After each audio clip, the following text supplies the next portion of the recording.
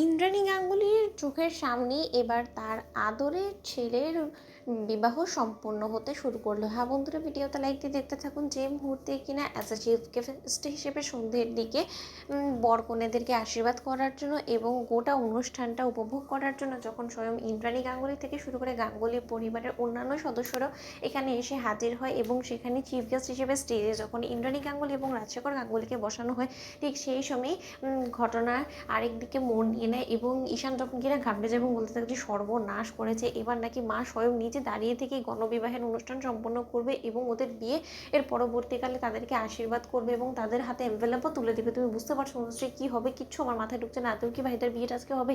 ঠিক সেই সময় অনুশ্রী যখন বলতে থাকে যে অলক্ষণী কথাবার্তা কেন এবার বলছো তুমি ঈশান? বলো তো আমার তো সেটাই মাথায় ঢুকছে না, যেখানে কিনা তুমি নিজেও খুব ভালো করে বুঝতে পারছো এই জিনিসটা যে কন্ডিশনটা এখন যথেষ্ট পরিমাণে সিরিয়াস হয়ে রয়েছে, কিন্তু তার সত্ত্বেও আমাদেরকে আমাদের বেস্টটা দিয়ে ট্রাই করতে হবে।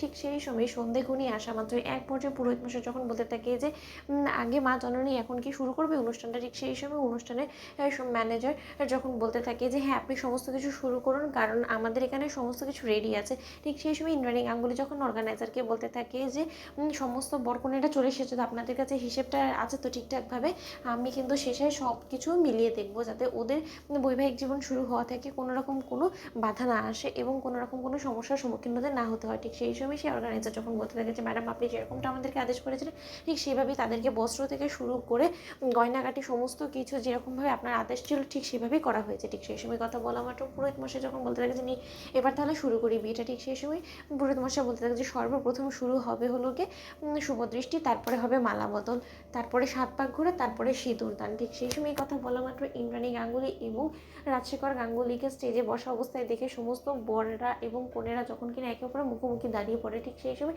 কুসুম বলতে থাকে যে ছোটো সাহেব আমি বেশ বুঝতে পেরে গিয়েছি যে আপনারা কিছু একটা তো চাল করেছেন এই বিয়েটা সম্পন্ন করার জন্য, আমার বাবাকে ঠকিয়েছেন এবং এই সমস্ত কিছু যে এবার যদি কোনো মতে মাঝপথে আমাদের বিয়েটা আটকে যায় এবং এতে করে যদি আমার বাবা রুষ্ট হয়ে চিরকালের জন্য আমাকে মালদা ফিরে নিয়ে যায় তখন কিন্তু আপনি কোনো মতে আর বাধা দেবেন না। তার কারণে সমস্ত কিছু অশান্তির জ্বরে রয়েছেন শুধুমাত্র আপনি, আপনার একবার বিবেকে বাঁধলাম না, এরকম একটা মিথ্যে কথা আপনি কী করে বলতে পারেন বলুন তো? এবার আপনি কতক্ষণই এই সমস্ত কিছুকে ধামাচাপা দেবেন। ঠিক সেই সময় ঈশান বলতে থাকে যে জাদুঘর তুমি এই সমস্ত কিছু নিয়ে একদম টেনশন করো না ভাই, তুমি কন্টিনিউ করো। ঠিক সেই সময় কথা বলা মাত্র অবশেষে ইন্দ্রাণী গাঙ্গুলির চোখে ফাঁকি দিয়ে যখন কিনা কুসুম এবং আয়ুষের শুভদৃষ্টি সম্পন্ন হয় এবং একসঙ্গে সমস্ত কনেদের সঙ্গে যখন কিনা ওদের শুভদৃষ্টি সম্পন্ন হওয়া মাত্র একে অপরের দিকে এক দৃষ্টিতে তাকিয়ে থাকে, ঠিক সেই সময় ঈশান বলতে থাকে যে ভাইদা বেশি একটা তুই তোর বউকে এরকম ট্যাপ ট্যাপ করে দেখিস না, তাহলে হয়তো ধরা পড়ে যাবে। তাই কুসুম তুমি পান পাতা দিয়ে মুখ ঢাকো এবং ভাইদা তুই তোর টোপরটা দিয়ে যে করে হোক না কেন কিছুক্ষণের জন্য হলো নিজের মুখটা আড়াল করার চেষ্টা কর যাতে কাকিমণি না দেখে। তো বন্ধুরা লাইক কমেন্ট শেয়ার করে সাবস্ক্রাইব করতে ভুলো না।